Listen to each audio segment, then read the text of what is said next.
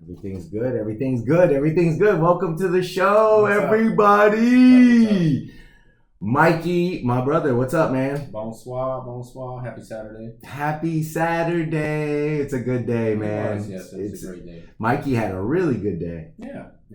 Yeah, man. Every now and then you gotta push yourself, push your limits. Dude, I can't be happier for you, man. You're spending time with the kid. You're getting them going. That's amazing, man. And yeah, they were skating and Not roller and skating, jogging, ice skating, hockey skating. Yeah, let's make that very clear.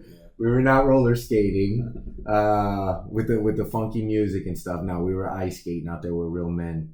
But they had a productive day. They got a good jog in this morning. Yeah, man. Good times. Keeping the health up, I did not do any of that. I did not even work out today, but I got this quick show planned right now because what we're doing today is probably going to be the best episode, or the most important episode is what I should say. Some of it's going to be hard to hear. Trust me, I know, because I deal with that on a regular basis. Mike as well. But it's necessary because it is our life. Everything is on the line. Yes. America, the world, the environment, it is all on the line. And I cannot stress that enough. And even everything that we talk about today isn't even going to put a dent in this book that we're about to talk about. So I encourage you all to please pick up The Shock Doctrine by Naomi Klein. Absolutely. Give it a read, because we're only going to get deeper in this journey to find the truth, because we're truth seekers. That's where I identify with a lot of people around the world, man. I love trying to find the truth. And this is it's like an addiction now, man, because we're living it, dude. I think that why wouldn't you be serious about this, knowing, especially if you got kids and shit? The future of your children is at stake. Yeah. I could see if you didn't, have any kids and you're just in denial and just saying, you know what, man, I just don't want to know about that. I'm going to go my own way. Yeah. But the more you know, the more you're going to care. I guarantee it. You're not going to be able to unsee it. And the more you're going to want to do something about it. Yep, 100%. I promise you that. And today we don't have solutions. I'm not going to say but I am sure that people do have solutions, because it is in the works. Yes, there's 4-point plans and there's all kinds of good shit out there. Maybe we'll save that for a different episode. But today's about identifying what's going on, because in this book there's several things. I got a lot of parts. I got little clips from it where I'm going to read you quotes. But there's several things that it tells you about our economy, and when you have this, we were texting the other day, me and Mike, OGB, and I told him it's like a puzzle, bro. I feel like this is a puzzle, and the more I get, sometimes you don't have to have all the pieces to see the picture. Exactly. And right now, I have enough pieces to where I see, man, things aren't good ahead. This is really fucking bad, man, on all sorts of levels. So if you don't want to watch this show and read the Shock Doctrine first, I'm okay with that. You could tune out and come back and watch this later. But again, we're not going to go through all the details. There's immense shit that's going on, and there's tons of it from place to place. We're only going to cover some of the best examples today. But anyway, nevertheless, I'm going to get into this by saying first, because this was a stat that I had pulled up the other day and I was talking to with Mike, and we were mind blown. It kind of motivated us more to get on our book game, because and start a book club, by the way, which all of you guys are more than welcome and encouraged welcome to join us. We'll tell you the books that we're reading as we go. And it would be great, because we could all collectively inform ourselves and have that many people, the more people, the more opinions. The more points of view, yes, and we would love to hear from different perspectives, because I'm sure we're not covering all the bases. We're not seeing from all angles, so we welcome. Facts. And that's and life perspectives that you can add to that. There's plenty of people that have different experiences with everything, so that helps you also get the truth, because maybe I'm saying some shit that's not true, and I look it up and go, oh wow, I didn't know that. And you have some life experience that could show me otherwise, even though that would be anecdotal and you have to look at it from a statistic point of view. But Nevertheless, and this I knowledge digress. is coming. This is fact. This is coming from declassified documents. Okay, this is all. I'm glad fact. you said that. This is not media generated. Right. This is not a Hillary Clinton book or you know, Bill O'Reilly or some shit. It's this is declassified information. There's a lot of stuff that we're about to cover that it's we'll get right into it. Some of you may already be on to this practice by America. I mean, you see what we do to other nations, how we infiltrate, invade, and destroy, you know, and leave it in ruins. I mean, economically speaking, you know, and these business practices that we've been doing to these other countries, you know, that you may be aware of, but what you may not be aware of is they're doing it to us, and it's only going to get worse. It's only going to get worse. Couldn't agree more. It's not only going to get worse. It's definitely going to get worse. This is, you could see the fucking pattern from where we've come. We have 50 years of this for sure, and it's not good. So anyway, a stat from 2009. Actually, I take that back. Forget about that part.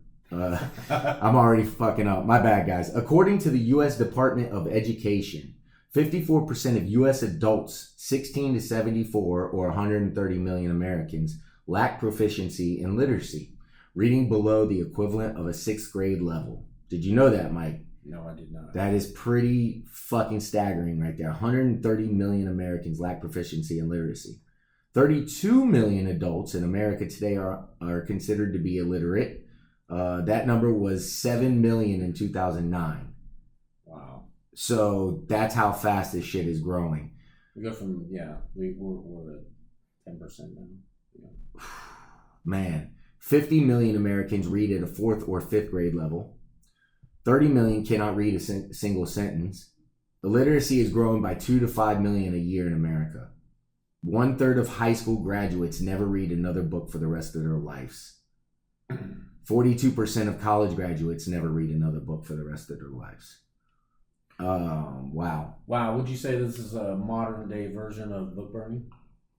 Dumbing down society? Damn. Yeah, good point. I mean, yeah, because why else would it be so hard to obtain, especially in a physical copy, anything that what we're about to talk about today? You won't find Shock Doctrine in any fucking used bookstore, Barnes and Nobles. I challenge you. Go try to find this book with real declassified documents, and just about every damn thing's referenced in this book. Go try to find it. Go try to. And also, this illiteracy rate is a direct result of the cuts in public funding for schools and education, which we'll get into in this discussion about the book. You know, the economic practice of just automatically cutting, you know, that funding by 25%. Anything public goes to private. Yes. And that's the goal. Privatization is the goal. It's taking all of and they want to scare you and say, we need as little government as possible. Well, the government is your money. It's my money. It's our tax dollars. That's the fucking hustle. And they want to privatize as much as they can. They want to take those jobs away and give those jobs to private markets and find out how to eat up the money. And when you see the level of corruption and how much money that they're getting, because not just any private markets, friends in their circle, they're getting kickbacks. They're getting major profits out of this. Right. I was gonna say, even what I'm saying right now, you kind of go without knowing the dollar amounts, going, oh well, okay, less government. No, when you see the amount of money that they're stealing from you, and that I mean that they're stealing from you, you're gonna get pissed. And the trauma that comes from it. Say, for instance, spending $32 billion in taxpayer money so that one man can gain $189 million in his personal account. Right. Shit like that. Yeah. Like 40 million Americans or children in America going to bed hungry right now, so a person could have 180 million in their bank account.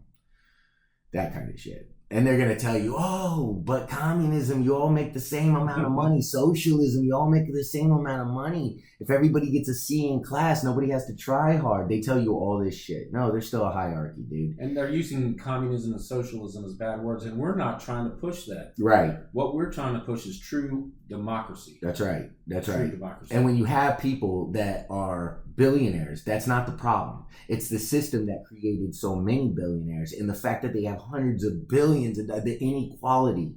A system that creates that much inequality sets it up for the corruption to happen. It just olays that shit. And that's really an important But corruption is a term used too loosely, because our government uses that to describe the failure of economic systems that we've set up in other countries. Oh, good point. Good point. That's true. That's true. It's a straight up lie. Right. It's not corruption. It is the system itself. Right. That creates the inequality, which makes it easier for the corruption to find its way in there. Here's another one. In 2007, 80% of families in the United States did not buy or read a book.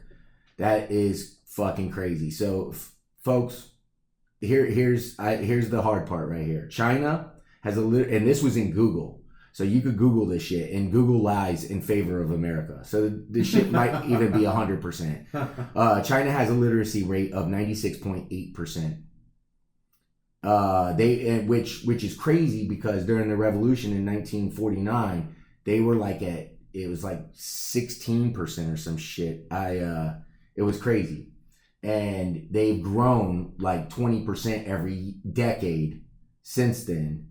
And adult literacy rate in China increased from 65% in 1982 to 96.8% in 2018, growing at an average rate of 10.5% a year.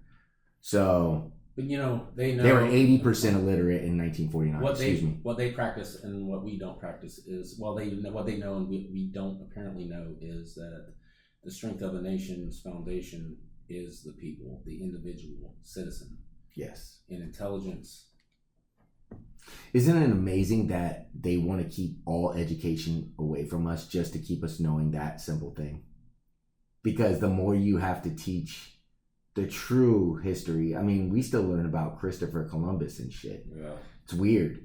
It's weird, man. How much shit, that's just wasting time. They might as well just be a daycare and just have your kid go there and sit.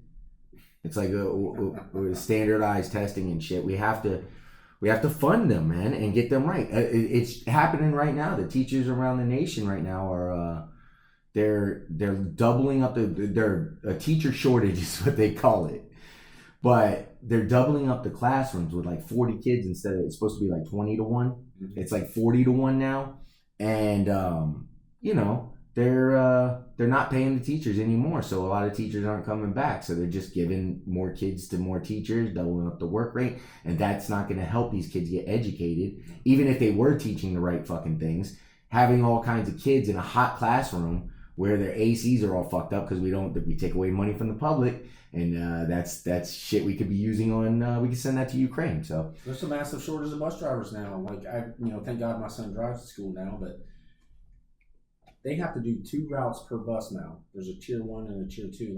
Like kids that normally would be picked up at 6 are getting picked up at 5 a.m. That's fucked up.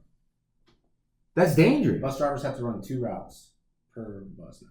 Wow. 2 in the morning. Well, 4 routes. 2 in the morning, 2 in the afternoon. So there's a group of kids that got to get. They can't hire enough bus. They don't get the rock, paper, scissors for who gets picked up first? Maybe they'll switch it halfway through the year. I don't know.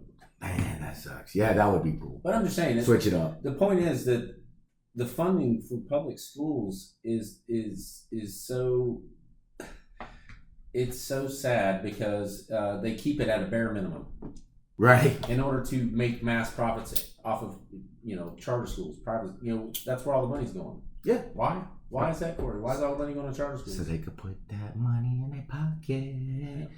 They fucking want to rob everybody, and our schools are suffering, guys, and that's they don't have to be. Yeah, this guy told Chris Hedges, he teaches in a prison. This was a beautiful thing, and one of his students was black. He was like, "Hey man, racism. Nobody called me the N-word, right?"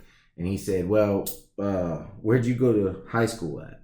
And he told him it was in Camden, New Jersey, and then he said, "You have metal detectors there, right? You got to walk through metal detectors for guns and stuff like that." He said, "Yeah." He goes, "All right, I'm going to tell you about a school in Princeton, a high school in Princeton." And he tells him about it, and he goes, "That's racism. That's racism. Because they're stealing all your fucking money. And now it's not just hurting black people. They're extracting everything. Every fucking thing.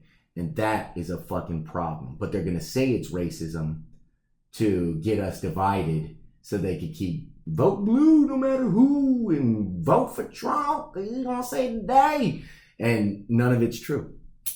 None of it. Yes, as long as they keep us divided, they're going to remain unchallenged. Yes, exactly.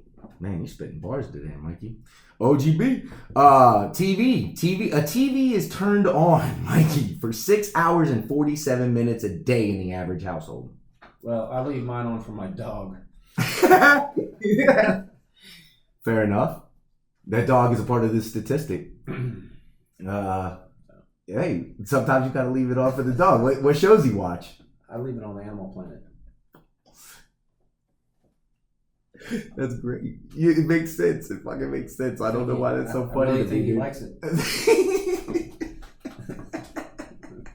He's never sad.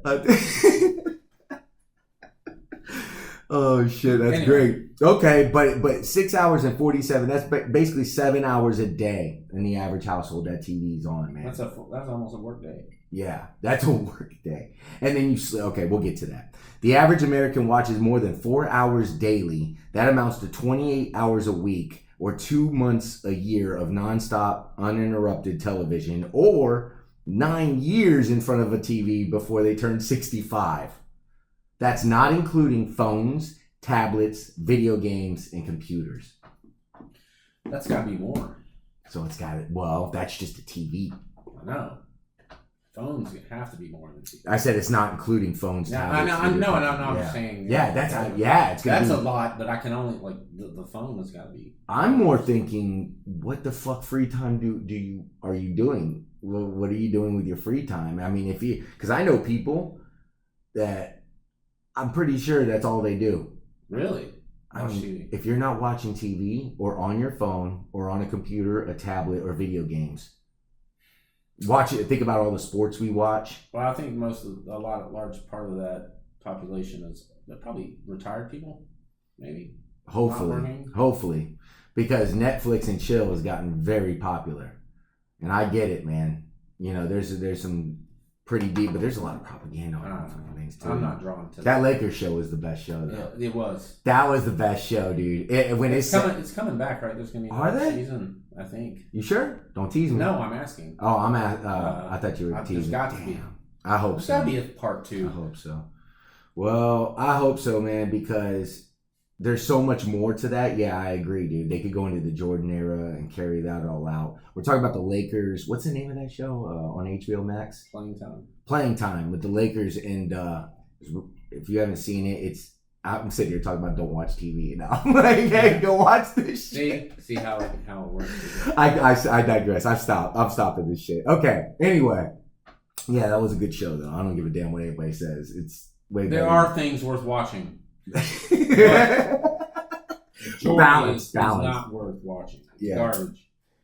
It's less worth watching today now that I know a little bit more. And it's simple to avoid. If you want to avoid watching certain things on TV, avoid things that divide you.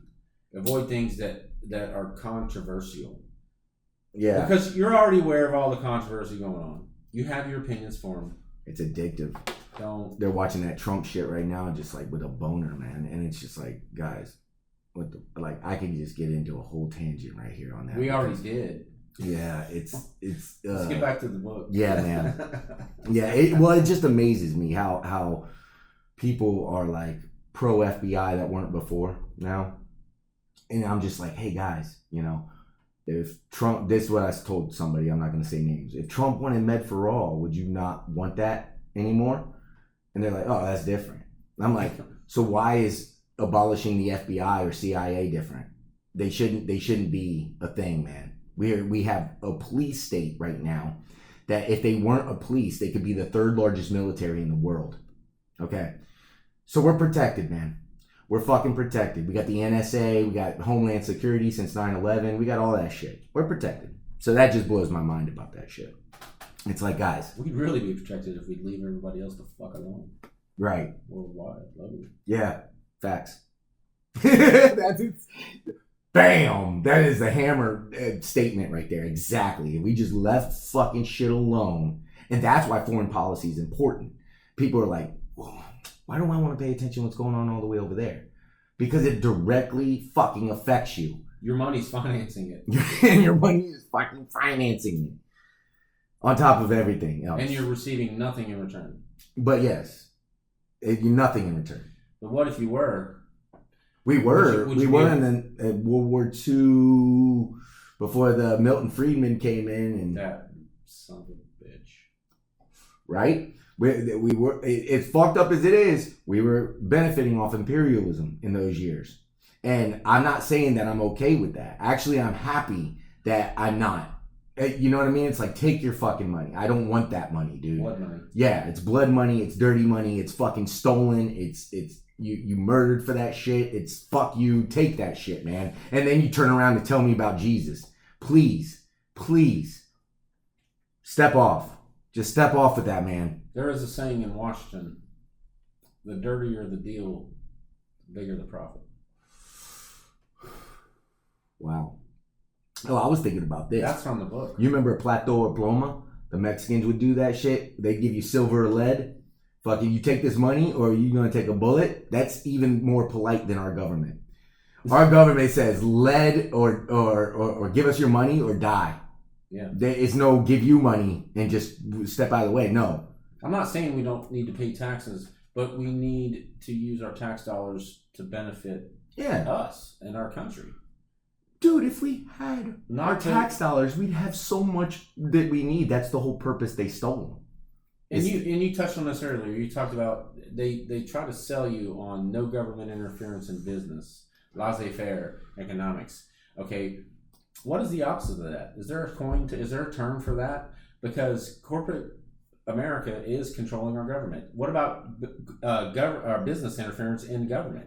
Right. And that's okay? Right. No, it's not. No. In fact, that's the problem, because when you have the corporate state merging with the state, it turns to fascism, because then they buy the police to protect themselves. That's why they just signed up for 37 more billion for the police state or some shit like that. Anyway, yeah, man, they're arming the fuck out of themselves because they know it's inevitably coming, because they know the scoreboard. They know exactly what we're about to tell you today. They know the truth of the bullshit that they're selling. They know that, and it's in their actions. It's not in their words. It's not what they say behind a podium. It's in their actions. When they load up the police state, it's not because they think that somebody's going to come from overseas and they're going to protect you. You saw what happened at Uvalde. And that's not just to point out those cops and shit on them. I'm not doing that. That's not what I'm here for. What I'm here for is to tell you that this system is not sustainable. So on this book, right, I can't stress enough how much you need to pick it up and read it. Pick it up however you can. Audible is how we did it, and I hate saying that because I hate supporting Amazon. I don't support them as much, but I do on this because I need to read books, and when I'm driving, it's a good way to drive and just listen to some one shit. day we're going to use this knowledge against them. That's right. That's a good point. And William Z. Foster, did you know that what's his name, that Chris Smalls that did the Amazon protest? He read William Z. Foster, and that's how he got the idea to organize all those people because he was a organizer back in the 1930s for the Depression and shit, dude. And he's the one that got the CIO and all them motherfuckers going. And that's the thing too, because these oppressors, these multimillionaires, our own oligarchs, what they don't know is, or no, they do know. They're just so arrogant and so out of touch that they know that we have the knowledge is out there. Right. It is accessible to us to use against them. Absolutely. To equalize these things. And that's why they are just so bold, and now it's in your face. We have these too. And if we have these, then we have a source to find that knowledge. We don't even really need education anymore when you think about it. We could educate our fucking selves, especially the education they're giving you here. All right. So this is a direct quote. Excuse me. A global war fought on every level by private companies whose involvement is paid for with public money, with the unending mandate of protecting the United States homeland in perpetuity while eliminating all evil abroad. In only a few short years, the complex has already expanded its market reach from fighting terrorism to international peacekeeping to municipal policing to responding to increasingly frequent natural disasters. The ultimate goal for the corporations at the center of the complex is to bring the model of the for-profit government, which advances so rapidly in extraordinary circumstances, into the ordinary day-to-day functioning of the state, in effect to privatize the government. That is why they want minimal government, and that is why we have a slew of fucking unemployment with a ton of fucking jobs, and we can't put those things together because it's not profitable. So if we had our tax dollars into place, we could do another New Deal, 15 million governmented jobs and go have them do bullet trains and stuff like that and build us high-speed rails, take these cars off the road. But no, instead of that, they're going to sell you on cars with electric cars where we got to go rob more people and resources from overseas, go fucking steal this shit because we don't have enough to build the cars, go do more wars and just to put fossil fuel cars off the road and slowly phase them out because they're gonna lose their shit. I mean, we put oil. Well, because there's somebody up there at the top that stands to profit immensely from it. Correct. Elon Musk and all them motherfuckers and oil companies. Like I said, if they're gonna phase out of it, they're gonna phase out slow so these guys can get paid and do their thing. Look, there's no oil shortage. Okay, that's all bullshit. I had a friend that worked in Texas and he watched them shits go out and he's like, why are we shipping away all our oil? At the fucking port. And I'm like, exactly, dude. It's all to make that money, dude. And there's so many lies. It's like, if we know all the lies that we know today, what don't we know? How much do we not know? Think about that. Letting us know. Think about that. Oh, I do. Well, I know. I'm just saying that. Think about that. But yeah, it's serious, man. It's crazy. So these are the three trademark demands, right? This is the Trinity: privatization, government deregulation, and deep cuts to social spending. Boom. Sound familiar? Because that's what's come home. That's where we're at. That's where we're at here domestically. In case you didn't know, deep cuts to social spending, that's schools, healthcare. Schools, healthcare, that's fucking everything. That's public education. That's your tax dollars going to shit. That's dirty water that you're going to be drinking all the time because they're not going to be putting anything. They just steal it all. I mean, there's a million things. And the important thing to understand is that we live in a capitalist system and pay capitalist taxes. They do socialism and then call us socialists. You see how that's fucking a hustle? It's a hustle. They use these words to control us. To control us, man. And then that's manipulation. And now they're redefining these words. Recession. Yeah. Oh, they changed that definition. Kevin Shipp, CIA whistleblower, admitted that the CIA created. This is the baseline for how much bullshit comes after this. Because when JFK got assassinated, they came up with the term conspiracy theorist to just a label. Just to fucking call you a tinfoil hat person and bye-bye, dismiss you. And it worked. And some of, okay, let me tell you what kind of effect that has on me personally, just real quick, if you don't mind. Yeah. We're here all day, buddy. In my quest for knowledge and reading these books, I share them with my friends. I'm a veteran of the Marine Corps and the Army. So I've got a lot of super patriot friends who I love like my brother, no matter what. But the first thing they do is fire back, oh, well, this author is this, that, and the other. He's a socialist. He's this. He's been branded a communist. Of course they have, because this is what they do. Yeah. They tarnish your reputation. They try to. That's the first step. That's part of their doctrine. That's in their outline. It's in the script. It is, dude. So don't let that. I just wanted to put that out there so that doesn't stop you at the front door when you see these books. It's like, okay, let me look up. I have no idea what kind of derogatory statements have been made against Naomi Klein, the author of this book. So I'm sure they're out there. Right. But I know there was a bunch about Howard Zinn, who was a veteran, a World War II veteran. Yeah. But still he's an evil communist son. Noam Chomsky did manufacturing consent, but he's one of the best at this stuff, talking about all this stuff. But anyway, words, right, Mike? That you said words and actions. So words are labels. Yeah. Words, it's in their actions. So if you don't acquire the basic, it's not hard to figure this out. It's pretty fucking simple. Public, government money, our money, private, jobs, blah, blah, blah. But if you don't acquire the knowledge, then you're not going to know which is which. You're going to just sit there and go, man, I don't know. This is tough, I don't know what to believe. But if you acquire the knowledge, you could see it really simple. It's not in their words, it's in their actions, and their actions always point to this being the truth. And that's one of the gifts of reading these books. I mean, sometimes they're not easy reads at times, you know. Sometimes you got to get through slow parts or whatever. And there's 10, you know, I sucked 10, at the beginning. There's 10 million, you know, $100 words in there that I've had to go back and look up but it makes you a better person, you know, and it expands your vocabulary and whatnot. But it also helps them get the best out of themselves.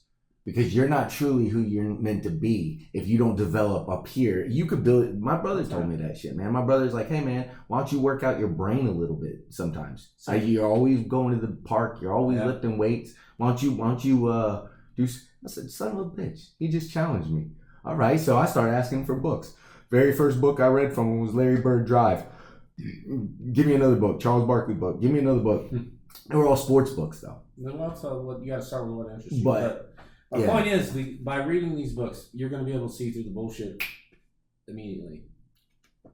So it's a gift. It is. And you, again, I reiterate, you can get the best out of yourself, man. We need that, because that's where, when I say everybody's important, I'm not bullshitting. No matter how much Daniel talks in sarcasm. I love Big Stack. But anyway, it's the truth. If you don't fully develop yourself, it's like me before I started reading, right? I even made this analogy the other day, and before the podcast, I thought your brain is a computer, right? So if your computer is constantly off and you're intellectually lazy and you just got your fucking computer over there getting dusty in the corner, you're not downloading any information into your brain. The more you download, the more you'll impress yourself. It's just like working out, man. You don't know what your body can do until you really put it to work. And then you're like, holy shit, we are pretty freaking amazing creatures. Way more than you think. You do way more than you think. But that's the essence of it, man. You got to believe in yourself, and you just got to apply yourself a little bit. But hey, that's not to say that I don't understand that everybody's busy and got their own thing going on right now, because that's part of the system too. It's to keep you so busy. It's to tie your health care to your job so you can't protest and unionize and do all that kind of shit. Break free of the 6 inches in front of your face. Yes, every once in a while, man. Every once in a while. More often than not. Yep. So this is another University of Chicago professor, Milton Friedman, Mike's favorite, Chicago schoolboys, was the guy that basically theorized this. The atmosphere of a large-scale crisis or natural disaster provides the necessary pretext to overrule the express wishes of voters and to hand the country over to economic technocrats. Meaning, large-scale crises are used to basically suspend democratic processes. Yeah, and to shock the nation so they can't. I mean, look at us now. Nobody knows how to even be okay because we're pissed at each other. That's a lot of the media thing. But when they speak in these terms of shocking the nation, they are targeting us, the blue collar, hardworking people of the country. And they are coming after us to squeeze our tax dollars and misappropriate these funds in order for them to make immense profit. And let's be honest, man, people are dying. And people are dying. 500,000 people every year go bankrupt over medical expenses. And a lot of those people just go, fuck it, dude. I'm not going to bankrupt you. I'm not even going to get the help I need. I'm just going to die. Well, on a personal note, a fellow coworker of ours just recently passed away because he could not afford his insulin. Yep. And we know that to be true because his mom and dad are in their 90s. Well, his dad just died, but yeah, he was in his 60s. So that's early 60s. Yeah. And just because he can't afford an insulin, but he works every day and he was a great guy. Works 60 hours a week. 60 hours a week. So when I tell you that we work 137 more hours a year than Japan, that's a lot.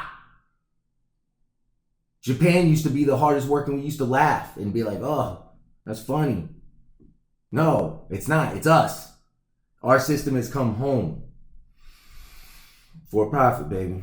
Anyway, so basically they create these situations and they make super profits off of crisis. Off the bigger the crisis, the more they got super profits. And it goes into it about laissez-faire versus developmentalism and how they sold you on laissez-faire, because they said basically when you feed the top, it's all going to come down. It's going to make everybody a rising tide lifts all boats type of shit. Remember that? Yeah.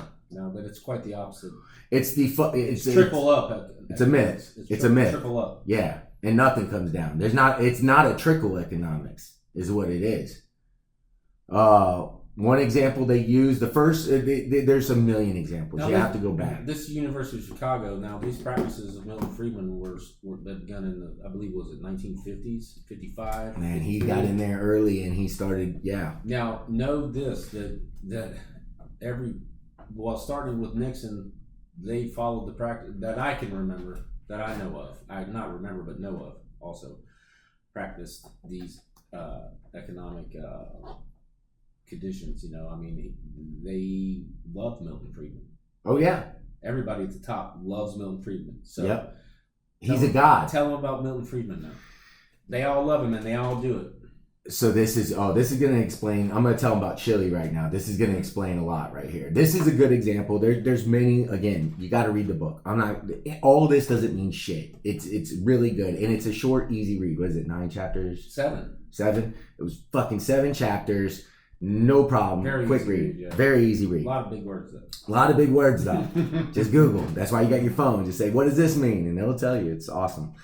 All right. And that's probably one of the only truthful things you could get from Google anymore. And on a side note, Google a little bit about Pinochet and his reign of terror. They'll still sugarcoat it a little bit because, yeah. And then they'll tell you different reasons of why he's in power. They'll say, oh, he went crazy and, Oh, yeah. Yeah, he was good. Well, that's part of the ruin the reputation. Yeah. They dissolve any affiliation now. Yeah, they'll never call out their own system and say, this is why this happened. In fact, they call this they called this a Chilean miracle, what I'm about to explain to you. So the first 9/11, whether you know it or not, was in 1973. All right, it wasn't 2001. It was way before that, and it happened in Chile. Salvador Allende was the first socialist politician to be elected president in a liberal democracy in Latin America, right? So first, the Chicago school boys... University of Chicago. And all of their doctorate and PhD level graduates were known as the Chicago Boys. That's right. That was the team in there that's pushing this ideology. So basically, they tried to teach this ideology to the Chilean people to start. That was their move. They actually flew Chilean prospects to the University of Chicago, paid for their education with American taxpayer money. That's our money, baby. And then reinserted them back into the Chilean government. Correct. And I just lost my place. Sorry. No. I lost my place. That was me. That wasn't you. That was a great. That's a great. Yeah, keep going. You're good, man. In on that. And you're right about that. And Milton Friedman, amongst other University of Chicago prominent figures, made frequent trips to Chile. Hell, they set it all up. Yeah, they actually approached the universities there first. Yeah, and the Salvador Allende said no, but they went to a Catholic university got the foot in. That's right. So they tried to teach these guys, and a lot of them picked it up. They did, and but the results, it didn't work out like they wished it would, right? Because it's a stretch to do this idea. These are really proud people at the time. Salvador Allende was like, no. Yeah. We're not doing it. And the people stood by him hardcore because they were happy. And do you have any stats on the good things he did? They had 160 of good years before that, and they had like 40 great years straight, but right before that. So they were doing fine, and Salvador Allende was the guy that they freaking loved. So it all went down like this. They wanted Salvador to back off the nationalizations. That's what it was. So he had all these things. I mean, that's what they do. And I'll give you some examples about how much that can actually change the game changer of just owning your own shit. Well, Chile, the reason why we're so concerned about Chile, the government was because they have immense copper mining. That's right. Big money. It's like 80% of their GDP was copper. That's right. And copper is fucking great. We know that because the pipe guys would cut it out of the ground Oh, Like when they stolen find it. by meth heads every day. Stolen by methods every day. They're not even leaving the copper in the ground. They're probing down for copper. Lock up your copper. Lock up your copper. Yeah, man. So they wanted him to do. There was ITT, Bank of America, Yes, Purina, Pfizer Chemical. They all sent delegates at various stages. And Ford, didn't they? Ford was in Argentina. Oh, my bad. Okay. Yeah. We'll get that later. Yeah, that's, oh my God, dude. I did not put that in here, but that book is so good. You got to go see it. Mercedes and all that shit. So I'm definitely trading in the Mercedes. Yeah, after reading this book. I got to get Get rid of the Ford. Yeah, it's going to be hard to get Jackie to do that, but I'm working on it. BMW? So none of these negotiations were successful. They sent in people from various corporations, and none of them were successful. He said no. When Nixon heard that Salvador got elected as president, he famously ordered the CIA director Richard Helms to, quote, make the economy scream. So that's admission of guilt right there, because what do you mean? What do you mean? Choke the life out of him? Yes. He knew what this system with Milton Friedman was going to do. It was going to get America out of Latin America. Oh, my goodness. So before Salvador was inaugurated, corporate America had declared war on his administration. Yes. According to declassified meeting minutes, quote, they planned to block U.S. loans to Chile. This is how they did it after they initiated Make the Economy Scream. They planned to block U.S. loans to Chile and quietly have large U.S. private banks do the same and conform with foreign banks with the same thing in mind.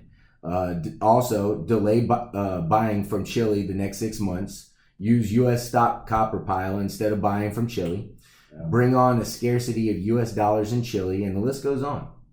So this is economic bully tactics. This is what they do. That's their next phase. And this mission to, implement the laissez-faire and get their shit. So teaching the ideology failed. Negotiation tactics failed. Economic bully tactics failed. ITT goes ahead and secretly plotted with the CIA and the State Department to block Allende from being inaugurated. And that failed also. So then it was later revealed ITT offered $1 million in bribes to Chilean opposition forces and sought to engage the CIA in a plan to covertly to manipulate the outcome of the election. That also fucking failed. Fact. Also, testimony and documents later revealed ITT was clearly involved in shaping U.S. policy towards Chile at the highest level. Corporations make the decisions. That was gone. Crazy, dude. Unbelievable. Then ITT moved to a new strategy designed to ensure that he would not make it through the next 6 months. ITT. This is mind-blowing. An 18-point strategy, the Nixon administration, that contained a clear call for military coup and bring about the necessity of his removal. Talking Salvador Allende. Despite all of that, right? In 1973, Allende was still in power. $8 million in covert spending failed to weaken his base. And why is this? Because the people would not let it. They fucking don't want that shit. They were united. It's a different culture when it's like that. Motherfuckers. That's what unity can do. Yes. It can defeat corporate America. Yes. And no matter how united you think we are in America, you're lying to yourself. Because they won't let us be. There's always going to be another lie to tell to sell you to get you to have anger so it blinds your human vision. Yep. They won't let you get that far. So that's why it's important to know this shit. And then the midterm parliamentary elections that year, Allende's party actually gained support, dude. Yeah. Not only did all that not take him out, he gained support. So they tell you over here, oh, socialism fails. Well, look at what we're doing, first of all, to make it fail. And if it fails, then why not just let it fail? Why not just let it fail? China is using both. They're 50-50. They're using the private markets they were just smart. They took all our industries in the 70s because we were so stupid. We sold them all away. And now they're selling all our shit back to us and everybody else for profit. And the show goes on. But But man, yeah, that's a tangent I don't want to get on right now. So anyway, next, quote, this is out of the book. Next, the military plotted the extermination of him and his supporters, while the economists plotted to the extermination of his ideas. It's because they knew his support grew. So even if you remove them, somebody else is just going to get in there and everybody's going to be for them. So you got to lie to these motherfuckers. You exterminate the ideas. You have to tell them, hey man, so over 75% of the funding for the opposition research organization came from the CIA to make that happen. Here we go. And I'm not even close to done. You ain't seen nothing yet. This is crazy what happens right here. This whole book is crazy. The coup, quote, when it finally came, would feature 3 distinct forms of shock. And I didn't even talk about the torture at the beginning of the book. At the beginning of the book, it starts talking about the torture, what they did, and MK Ultra and all that shit. Ewan Cameron and methods developed by sick motherfuckers, psychiatrists, psychologists hired by the U.S. government to conduct research on human beings. Yep. Gail Cash. I can't remember her last name, but was one of them. She was a victim, and they basically just erased her whole brain. His idea was to cure depression, but erase your whole brain. Make it a blank slate and then rewrite your own brain. With electric shock treatment and sensory deprivation, and lock you in a room and not even change your meals from like soup in the morning and breakfast at nighttime, so you have no idea what the hell's going on. And he kept people for 30 days and wanted them more. One time he got a guy for 50 days and he wanted more. And he said, I need more. And then he would play things. I think the longest they would do, it's repetition of the same thing. Like I said, repetition of the same thing. Repetition of the same thing. You will be a good mom. You will be a good mom. You will be. One day, somebody went for 102 days straight. Or maybe it was 102 hours. No, it's got to be more than that. Because if it was 50 days for that, I don't want to misspeak. But it was long as fuck. It was 102 days. It was something like that. So this research was done in the 50s, and now it's being used in Chile. Right. It's being used everywhere. But they basically just want, it's shock treatment, and they wanted to erase your brain and reprogram you. But he only got half of it done. He only erased their brain and ruined these fucking people. This poor girl, Gail, she didn't know anything, dude. She could remember stuff that just happens, but she can't remember shit from the past. True torture, true sick shit, what we do. Anyway, and then they used it to say, hey, if we don't do it, other countries will, and we need it for our prisoners. Scare tactics, yeah. Scare tactics for war to accomplish this also. May I see the basil? Which I think that's pretty fucked up. But yeah. So the coup, let me know if you need more. I got a bottle over here. The coup, yeah. So we got the 3, when it came, quote, when it came, would feature the 3 forms of shock. And that's what they talk about, because the beginning was about torture. A recipe that would be duplicated in neighboring countries and reemerged 3 decades later in Iraq. So it was, like Mike said, it's duplicated all over. They take this shit, and it wasn't just here. So that's why that's very important part, because when I'm about to tell you what I'm about to tell you, you're going to understand why that's more important. So the shock of the coup, this is continuing the quote, the shock of the coup itself was immediately followed by 2 additional forms of shock. One was Milton Friedman's capitalist shock treatment, a technique in which hundreds of Latin American economists had by now been trained by the University of Chicago and its various franchise institutions. What we were talking about earlier about them recruiting them from the schools and going over there and all that. The other was Ewan Cameron shock, what I just said, drug and sensory deprivation research, now codified as torture techniques in the Kubark Manual. It's a CIA manual, and programs for Latin American police and military to control the population and all that. We're going to steal all your fucking money. You're going to have an uprising, so you got to build that military and all that shit. Thank you, sir. Thank you, kind sir. I'll wash my hands. Thank you, brother. Not for that ice, but thank you for washing your hands too, I guess. At the beginning of the book, it talks about these experiments conducted. So it's really important you read the book, because it is really fucked up what they do to these people. They feed them like they beat them and torture them and do some really fucked up shit. I didn't want to make this too depressing today, so I didn't want to talk about it. But it's really important that I stress that you go back and read all that shit because, I mean, I'm not overstating that at all. In fact, I'm understating it, ain't I? Yes, very much so. Actually, that part of the book, I was just like, oh my God, how many more stories of this do I gotta listen to? I did too. I had the same reaction. It goes on and on and on and on. So many different tortures. Everything you could think of. Yeah, everything you could think of. This went on for how long? Was it like a decade? It's still going on. I mean, with Cameron. Oh yeah. And the conclusion was you cannot, once you erase the mind, you cannot Right. create it. That's right. The history. That is exactly right. So this was the birth of the counter-revolution. Enter Augusto Pinochet. This motherfucker was the U.S. puppet dictator, right? So because Salvador took his own life at the end, he got cornered in. Allende or Pinochet had all the army and everything. We backed him. So and yes, that battle was over in a day.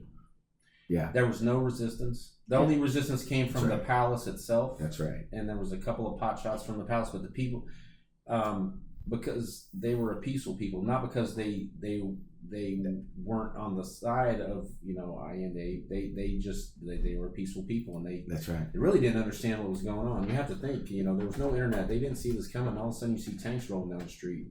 Man, that's a wonderfully with a bow tie, bro. Like that's perfect. That is exactly right, man. You have to think about shit like that because if you don't, and it didn't even say none of that in the book. I'm so happy he said that because that makes total sense, man. You don't know that shit's coming, and you're living a peaceful life for so long, man. And those are really loving people. They really are, man. If you know any Latin American family, I know a Chilean woman that, and yes, very kind, very, very. I mean, she was a great person. Man, dude. The whole family, yeah. Like, I gotta get my shit together, man. If I could drop a tear on this motherfucker, I don't want to do that, but it's reality, man. That is, I can't overstate that. So he took his own life, and basically, yeah, man. He had a good speech at the end too. I should have put that in here. When right before he took his own life and he realized he was cornered and this was going to be the way it is, he said this little thing, and it's for the workers, and he's like, the workers will rise one day, I do believe. Like, you guys, he knows the workers come first, man. You guys got to help the workers, and then he did, man. He took his own life, but the man's got a lot of good quotes. You should go back and check them out. Salvador Allende. Last name Allende, because it took me. I was like, man, how the fuck you spell it? Allende? My dumb ass.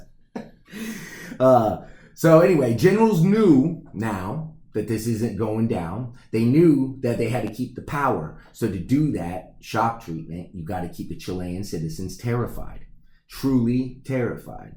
So this is what they did. This is where all this shock therapy one-on-one experiments translates into a culture type of thing. Like, hey, this is how we're going to do business on a mass scale. We're talking about soccer stadium. That's where we're going with this, yeah. Tens of thousands of Salvador supporters immediately arrested and sent to two main football stadiums in Santiago, the Chile Stadium and the huge National Stadium. Quote, inside the National Stadium, death replaced football as the public spectacle. Soldiers prowled the bleachers with hooded collaborators who point out subversives.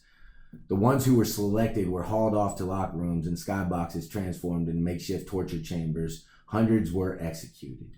Lifeless bodies started showing up on the sides of major highways or floating in murky urban canals, unquote. Now think about what he just said about how this wasn't their culture, man. And think about how we have all these people fleeing to the States because we've did 60 coups in Latin America since like 1954, I think it is, or some shit like that. So I can't tell you that that's an accurate one, but I'm close. We caused our own immigration problems, huh? Yes. And that's not cool because look at how we react on January 6th. Right? So, quote, continuing on, Quote, to make sure terror extended beyond the capital city, roving death squads singled out the highest profile prisoners, as many as 26 at a time, and executed them. The entire country had gotten the message. Resistance is deadly. Unquote. This is what they do. And so they took all the descendants, basically, that were anybody supporting any ideology other than the new one that's in town.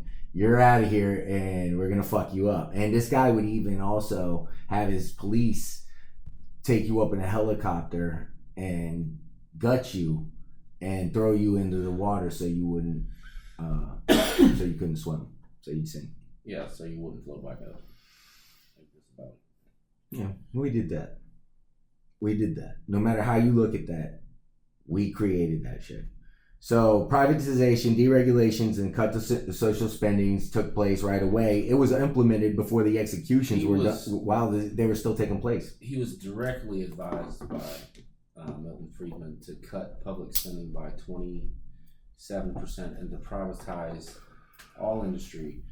Now, the one thing that Pinochet did for his government, for Chile, for his people, I think, he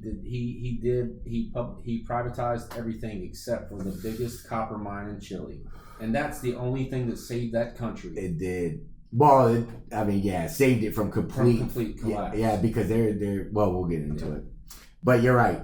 That was a fucking. I mean, if you would have got rid of that, they would have totally. Yeah. They would have ended there. But that shows you how much you need to keep that in state hands, because that's how much government revenue that makes for your country, which means put you in a good place.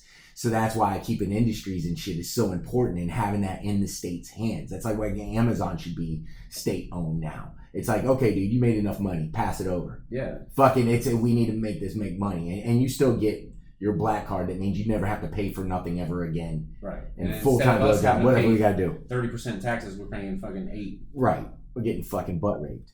So these same measures and policies would be imposed on dozens of countries in these coming years. And this is what happened. In 1974, less than a year, the new market reforms hit. Inflation reached 375%, the highest rate in the world. This was known and reported to the American population as the Chilean miracle. And unemployment went to 30%, I believe is what the book said. And it was what, like 3 or 2. 2, yeah. Something like that. It was either 2 or 3. But 375%. And then they said, hey man, we'll send Milton in, and basically he said, we got to do more. That means the market's not totally free.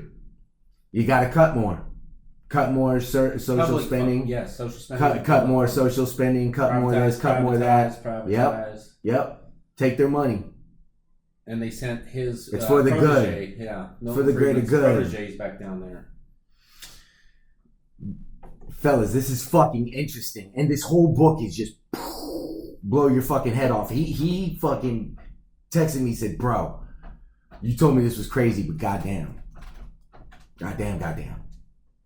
And it's right. When you read it, you're just going to be mind blown the whole fucking time. And I know some of you out there are going to be like, well, what do I care about Chile? Well, they're doing it to us. That's why we care about Chile. What happened in Chile? It's a system. And they've done it to us. When he gets into Katrina, you'll know. Yep. They've been doing it to us, but you never noticed because your life was cushy, and it's just steadily got a little rougher all the way. And we don't mean this in any condescending way, because we were once like you. We didn't see it. Facts. 100%. But by the quest for knowledge has really enlightened us. That's the real message. Meaning, I hate the term woke because I'm not a woke. Wokes are fucking not me. That's one of those terms that they've created. Yes, man. I believe for that's purposes. It's a sign of fucking just it's getting the best of yourself, man. Because you might interpret it different than me and OGB. You might see it and go, you know what? I got this thing, and I might be like mind blown because I'm always willing to change my mind. It'll be this and that. Right. It affects us all. Right. Is the point. All shapes and sizes. And we don't have much time. That's the point. This is all an entirely different conversation if we didn't have the environmental crisis looming over our heads and millions of acres burning down on the West Coast every year. And this is being done by people in their 80s. They're 84 years old, and they don't give a fuck. They're going to be leaving this planet soon, one way or the other. I think that is the reason why they're so old. They're like, hey, those are the easiest to corrupt because they are on their way out. Just do this for us. Here, sign this. Here, sign this. Piece of legislation here, piece of legislation there. Your family will be taken care of because you'll be welcome. Yeah. In 2007, Chile ranked 116 out of 123 countries for inequality, classified as a miracle. So they're the 8th fucking poorest country according to the UN United Nations report that recognizes 123 countries. They were 116th. So no, they never recovered. It did save, but it might have hurt them even fucking worse. They probably would have left earlier. Laissez-faire versus developmentalism, folks. It's not even a question. Are you going to talk about Russia at all? I am going to give Russian stats, but let's go with it. Go ahead. No, I was just asking. No, go with it. Go on to Katrina.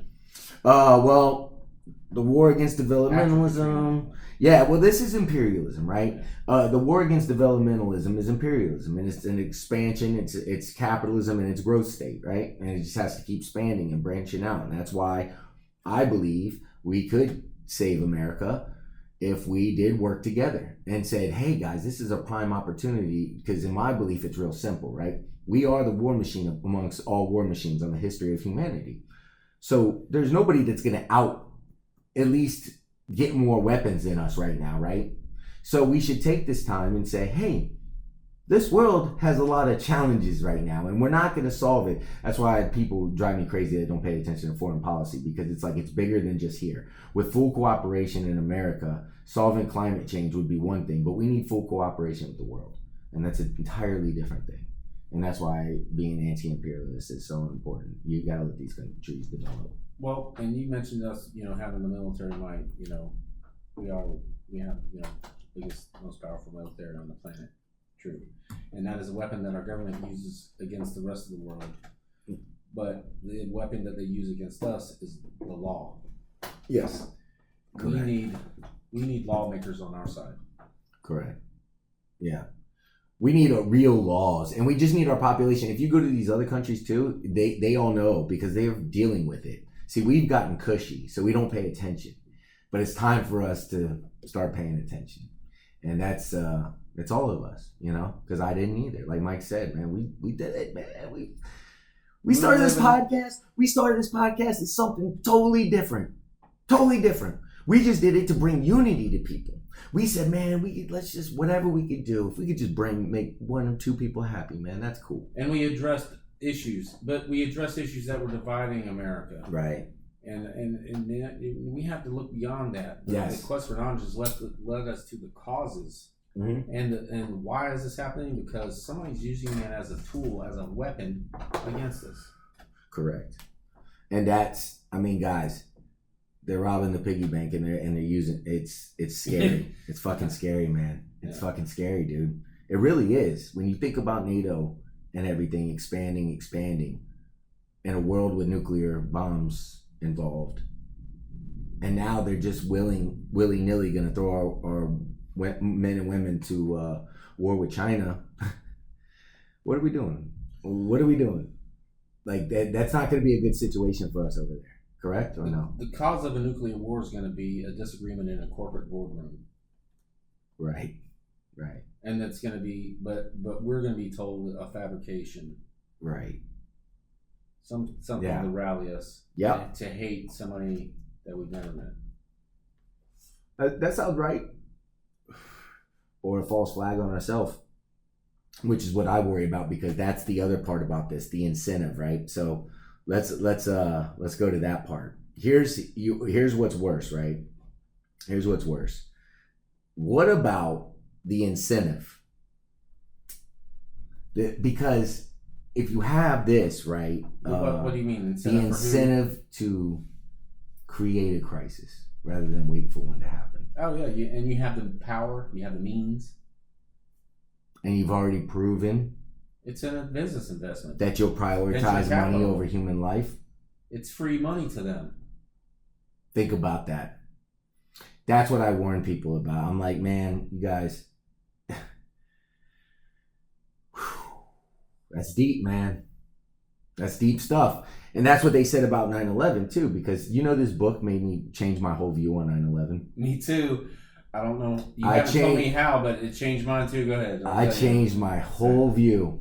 I do believe this book. This book didn't say it, but they hinted towards it, and it made all the fucking sense in the world. I'm like, oh my God. Because there are reports that the FBI and they were on it, man. Nothing gets in these fucking doors without us knowing all about it, dude. These guys aren't, no matter how slow you think these people are, they know what's going on at least within these fucking walls of this country all day long. Look, we didn't make it happen, but we let it. That's what I was gonna say. Now, the same thing happened. But why? The same thing happened at Pearl Harbor. There's evidence to support all of that too. Where were we coming out of a depression then? They're in Pearl Harbor, right? This podcast. Oh, I know. I'm just saying. Yeah, I know. You're right. Look at it, man. You're right. So 9/11. Yeah, their eyes lit up. I think what was it? Bush's. And that's why we went into Iraq. Whispering or telling Rumsfeld or somebody that this is a gold mine. That's it. I'm paraphrasing. And definitely like my brother in Florida would love this. Oh yeah, that part. Yeah, that happened too. They know what was up, man. They knew what was up. But but when 9/11 happened though, that's why going into Iraq didn't make no sense, and the weapons of mass destruction was all just a thing. That was totally it was all invasion. They were in the think tank. They were in the conference room. It's like how can we loop this Iraq in? Yeah. What do they? One could argue that Afghanistan had merit because of Bin Laden. Ties to Bin Laden. Yeah, but the problem that fucked that up is that we stayed for 20 years. So that kind of just takes that and shows you the actions, right? The actions, because that's important to fucking, the actions are everything. Yeah. But the Iraq is crazy too, because it was just all about that. And then they fucked the whole war up. Right? And by privatizing everything. It was profit driven. They squeezed every dollar. No bid contracts. Exactly. Nothing says I'm more full of shit than no bid contracts. Blackwater, Halliburton, Brown and Root, Carlisle. So the more money they spend, who were sitting on the boards of those, the chairs of those boards was Dick Cheney, Rumsfeld, Rummies, and the profit motive went like this: the more tax dollars they spend, the more profits they get. They had it set up like that. Exactly. The rules rigged for that. Multiplier. These are the laws that we got to say. No, fuck you. But again, if we weren't solely a for-profit system, we wouldn't have to worry about that shit. But anyway, I digress. So yes, and that was the Iraq War, and that was a shit show. The whole fucking thing, and what they learned from that, because Katrina, then they compare that to what's going on domestically. And I believe they followed that up with Katrina. Yeah. And Katrina after that, in New Orleans in 2007, was the same fucking contractors they used over there that fucked up Iraq. They finished like nothing. Like they promised I can't remember, 40 healthcare clinics. They built 6. And all this was overcharged. They even bought their equipment with public money and everything. And they were outsourcing all the jobs. So there would be 4 subs. It'd be like a sub that didn't even own a dump truck, and he would sub out another company to sub out another company. So all these people are getting paid with our money extra, not even for any fucking reason other than to sub 4 times to a company that has dump trucks so they can fucking take shit. I'm talking that kind of fucked up. Let me tell you how fucked. One example, one item. This is a fact. I believe it was Carlisle that was contract. So the blue tarp installation on people's roofs, they were paid. Talking New Orleans. Yes, Katrina, they were given $176 per square yard of blue tarp installed, which they received all the blue tarps for free from the government. Yeah, that's right. They're free. So they didn't lift a finger. They subbed it out and paid migrant workers $2 a square yard to install the blue tarp. They made $174 profit Per square yard on all blue tarp installed. That's just one item. And they hired cheap labor for it instead of letting the people that live there regain their footing, which is what it says. They changed that rule too. It was a law that if there's a natural disaster or something, you have to hire people from your public at government pay and give them a good start to get back. Yeah, because then they changed that law. They would not allow the public works employees of New Orleans to rebuild their own city. Yes, correct. They would not let them. Only private contractors. And they set up these fucking makeshift hospitals and shit and didn't do any work. Like, they fucked them all over and just left them hanging. They didn't even go to the Superdome, the New Orleans football stadium. Everybody from the Ninth Ward were dying. People were trapped and they were dying. But you know who was okay? Were the wealthy that lived in the Audubon and the Garden districts. So that's what I'm saying. They were up and running within days. They had power, water, everything. But it was how long did those people? There was like months. 2 months. It was 2 months, and they never put the power back. Like they didn't do the jobs right. It was like KBR was the Howard Burton sub to one. There was a bunch of them out there, but the bottom line is they did the same shit with the same contractors and just stole our fucking money. It was a fucking heist. It was a fucking heist, and that's what they do. What was it, like $32 billion of taxpayer money went? And then they'll send another $50 billion to Ukraine. And then while we're struggling here, do you get the fucking point? So, and I'm telling you, this book has... This is our money. A list of this shit. It goes on and on and on. Fucking, so please just, if that doesn't interest you, I don't know what the fuck will. Because that's pretty, it has it all there, you know? But yeah, I mean... But what I mean by that, like what we were just talking about, what's worse though, right? What you just said, Katrina. This is fucked up, and I'm hypothetically just throwing this out there. But what if, like, they were underfunding it, they're not building it, the public money, yeah, I get all that. But what if they knew that hurricane was coming, it was a 4, and just rigged something up, make that bitch go, bam. Because Milton Friedman wanted to change all those schools, the public schools, the charter schools through there. They had the French Quarter that they wanted to build up, and he was even quoted saying, "There's just too many black people here. That's the only problem." And fucking fuck, man, you know. And then they turn around and they call us like racists and shit. You know what I mean? Like to divide us. Yeah. It's adorable. It's fucking adorable, man. They're fucking disgusting. And this system creates sociopaths and psychopaths and fucking... What good is a system that creates these people and narcissists and shit like that? Because that's what it does. It creates these people to where they say this shit is the greater good. But there's more too. They hide ulterior laws and bills inside of these emergency funding bills. What Bush did with Katrina is he slipped in being able to drill for oil within an Arctic federal preserve area. Yeah, and he did the 2006 Defense Authorization Act, which was the introduction of the surveillance everything. Fucking, I believe that was a surveillance. That was a Patriot. It was a Patriot Act, but that was the Patriot Act. Yeah, but there is other things included, and if you read that fucking bill, you see the plan. Now that you look back, especially 20 years later, 15 years later, whatever, you see the plan, and you're like, oh, okay, yeah, confirmed.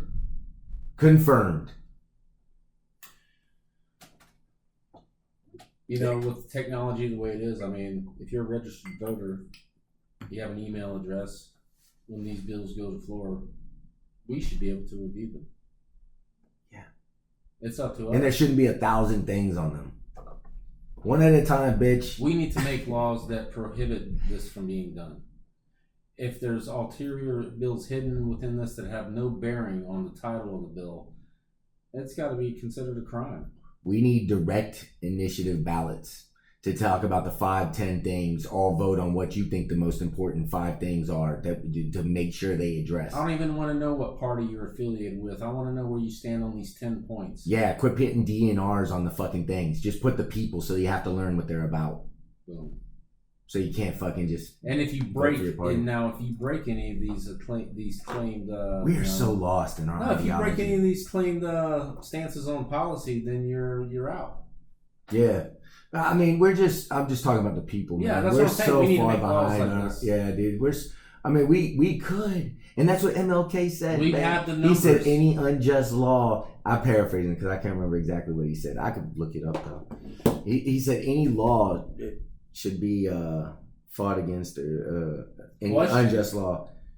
MLK, any unjust law, quote.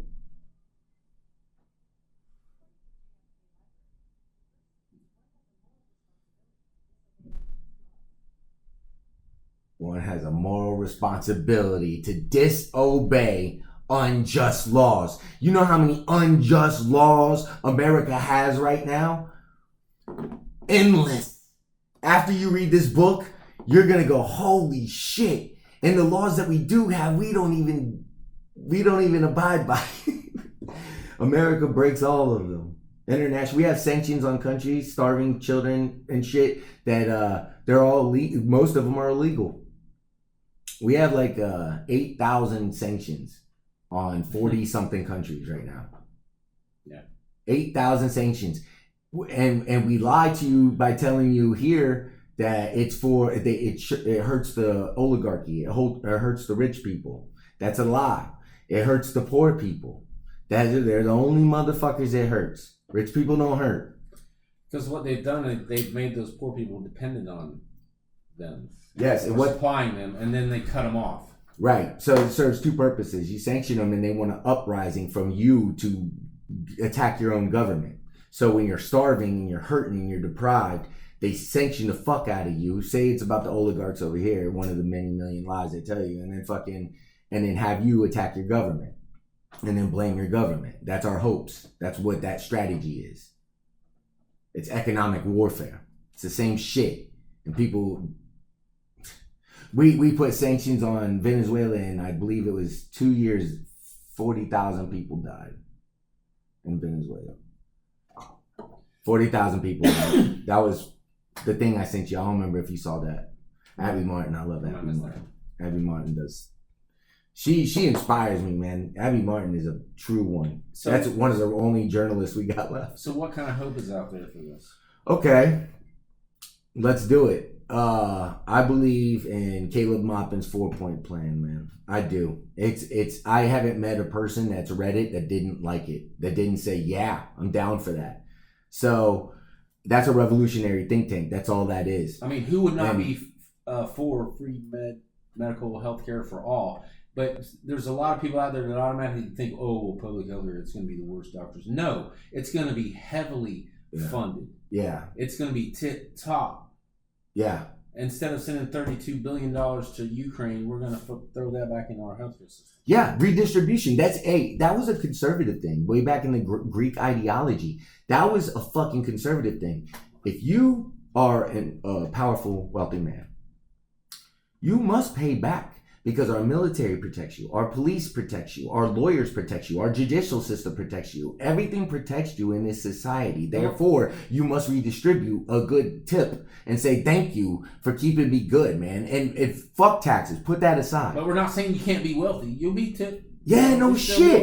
No shit. But to keep your society thriving, which is why America is dying, it's the ultimate thing you want to do to keep it fucking going, man. But they tell you your wages are suppressed for a completely different fucking reason. All it is so they can keep making profits. So, that part. But well said, man. How long have we been on this motherfucker? I bet it's over an hour already. Yeah, it is. It's an hour and 20, dog.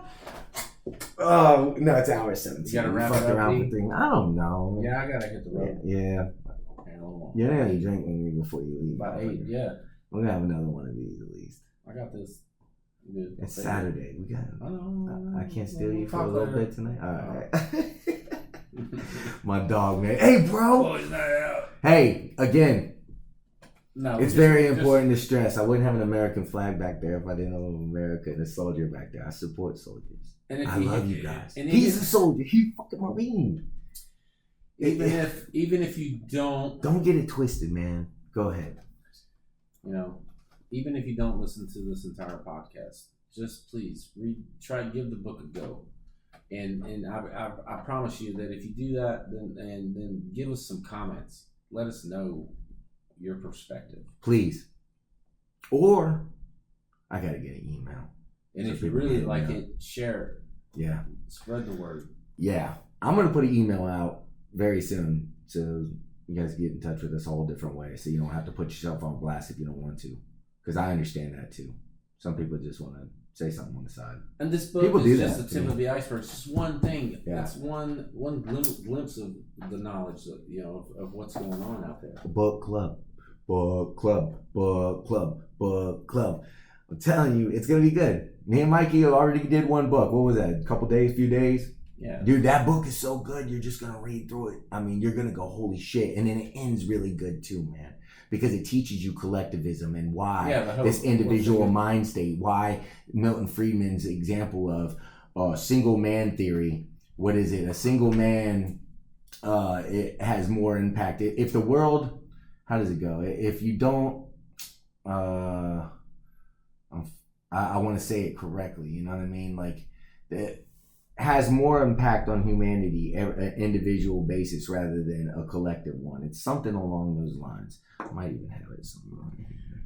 When you fill out an application or anything like that, or anything that asks you for ethnicity or race, why is that even there? We're all part of the human race. Why is that fucking even there? Why? Right. I found it. Anyone who claims that individual choices rather than systems entirely determine how most people live should be dismissed outright. Point blank and simple. We're all a society. That's what you do. And we wouldn't have to rob these other fucking countries if we just kept our own shit. But everybody wouldn't have billions. They'd have millions of dollars, but they just wouldn't have hundreds of billions of dollars. And I think that that's okay, because if you have enough money where you could live, how many lifetimes you think you could live? You know what? It's on that thing. It says if you got paid before Christ, $2,000 an hour, never had to pay anything, worked 40 hours a week or whatever. It was before Christ. You would, all the way till today, $2,000 an hour and never spent a penny. You would be at it's like 7.8 billion or some shit like that. And then he goes, and that's just a fraction of what these people have. So think about that. Before Christ, and $2,000 an hour, never spending a penny, never paying taxes, never having to do anything, all the way till today, you'll only have less than 8 billion, and these people have hundreds of billions. They're going to see $1 trillion before. Guys, any system that does that and then makes a group of people that can fit in a single caravan right now have more wealth than the bottom half of the whole population of the world. Any system that does that, you should question it. Don't listen to me. Prove me wrong. Just go question it. And they're going to say, oh, well, you're this and you're that. You're a socialist. You're a communist. No. Labels. Words. I'm just going to point at motherfuckers now. Words. I don't like those labels. The money in their pockets was put there from the sweat of our backs. Yeah, they're the socialists. The distribution is not. Yeah, they're the socialists. Fair. Yeah, we even know how much it takes to buy a government. It's 14 billion right now, or to buy an election. It's 14 billion right now. I mean, they got it all figured out, folks. Quit fooling yourself. And a collective mindset is the best way to go. Look, that's what happened during the Great Depression. Just don't wait till inflation goes up to 375% on us. And don't fall back in that trap of, blue or red, and I'm on this side of the aisle or that side of the aisle. It doesn't fucking matter. Drop that shit. That doesn't mean anything right now. We're all economic. They all do it. Yeah. Look, in this book says it talks of Nixon, Bush, Clinton.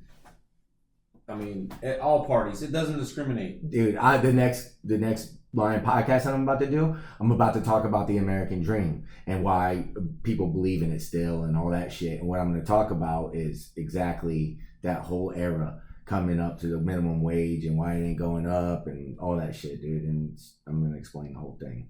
So that's going to be a good one. They too. figured out we can survive on this amount. Right. And those that can't, we don't need. They don't need. They're the people that, and they do most of the fucking work. Go get a third job, goddammit.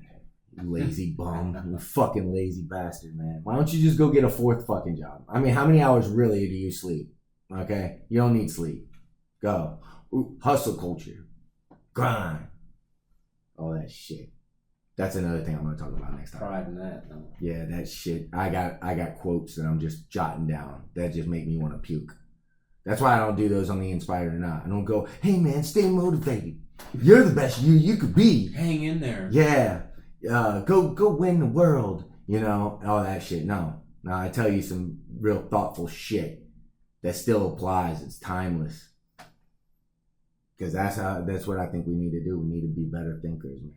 Challenge ourselves to question things and question each other and have a engaged but a nice civil discourse, not just some debate where you gotta win and fight and feel like you gotta achieve your confirmation bias. I mean, Corey and I are pushing the shit out of this book, but there may end up be a book down the road that debunks half of it. Yeah. And we're open to that happening. Yes. But for now, it makes perfect sense, you know. But we're not all in.